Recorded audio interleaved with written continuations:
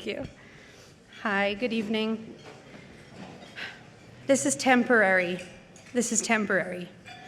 Breathe, Samantha, breathe. A simple sentence, the phrase I speak to myself in the toughest moments of my life. A phrase I repeat in some of my most picturesque and beautiful moments too.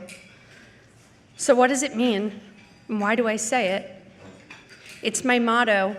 It's what carries me through and reminds me how important this life is and how fleeting a moment can be if we don't capture and store it in our memory. Let me tell you how I've come to be here tonight at this most beautiful event for the most deserving cause. The story won't be pretty, but it is my truth and mine alone. August 4th of 2019, the day that my world went dark, the day I heard the words, "You have stage 4 breast cancer." I used to think this was the worst day of my life, but I've grown to realize in these last 3.5 years that it's a tie between that and standing in these heels right now.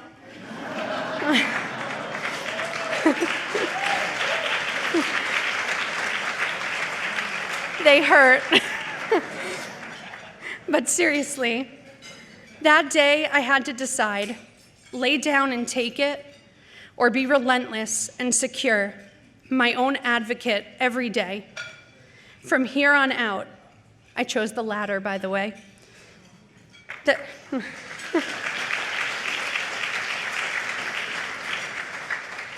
That's not to say I don't have my difficult days. I mean, it's a mindset, and it cradles me as I walk this most frightening path of stage 4 breast cancer as a 32-year-old. I don't usually like to brag, that's a lie, but I'm proud of how I've handled my life since diagnosis. I did the chemo, and I continue to do it. I've had 40 rounds of radiation to my chest and my bone metastasis. I've undergone 9 surgeries and countless procedures, and continue to get infusions every 3 weeks, which is actually tomorrow. And I am personally responsible for keeping my local pharmacy in business with the number of pills that I need to take. I've done all of this and continue to move forward, even though I can physically feel the toll it takes on my body. I do it for my family, friends, my son.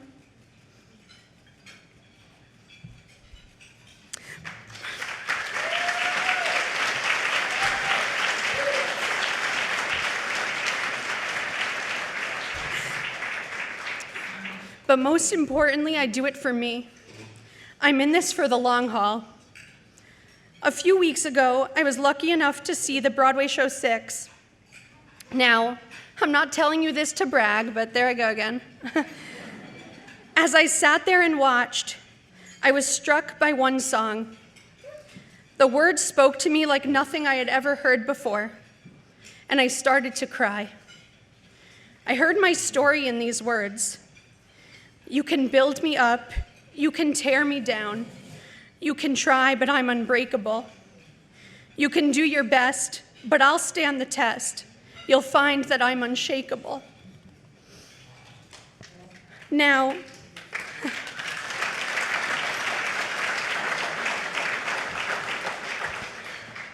I didn't always feel that way. When I first heard my oncologist speak the words, "You have breast cancer," I heard a death sentence. I asked her, "Am I going to die?" She answered, "I'm going to do everything in my power to try to make that not happen. You are young and your body is strong." I wanted her, though, to tell me everything was going to be okay, but she couldn't. And so I asked my next question, "What is my prognosis?" She looked at me and said, "I don't know. I could tell you what the statistics say, but you're already an outlier. I think you're creating new data, new statistics." And that's really stuck with me. Every night, as I lay listening to my sweet boy's steady breathing, I can't help but feel comfort and peace. As he begins to fade to sleep, he says to me, "Mommy, cuddle me." There are two things I feel in that moment: unconditional love and immense peace, but also sorrow. Peace for the comfort the snuggle brings to us both, and sorrow because I can't help but think the worst. How long will I be here to bring him that peace? And I know it seems morbid and awful to think that way, but it's my reality. Throughout my daily routine and mundane moments, I catch myself wondering about my mortality. How many more routinely boring days do I have? A thing as simple as a day of work, which so many of us dread and complain about, including myself.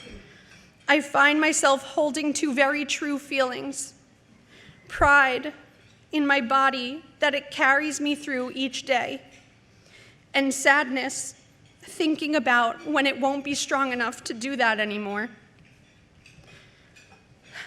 Some of the most common questions I get asked are, "So you're good now, right? Does that mean like you're kind of in remission? Other than cancer though, you're healthy?" That's my favorite one. "When do you get to stop treatment?"